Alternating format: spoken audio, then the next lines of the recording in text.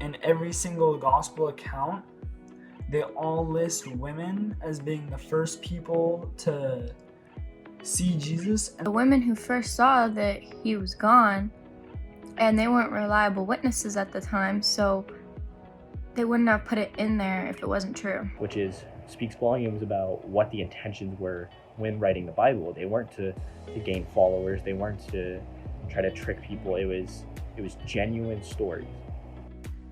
So that's the 500 women, and then the died. The fact that he did truly die, and scholars and people who don't even believe know that he died. So then following is all of Jesus' followers still maintained that Jesus was real and that Jesus rose and Jesus died. And then following the body, which I guess you guys could kind of tell about this one. Jesus' body isn't anywhere.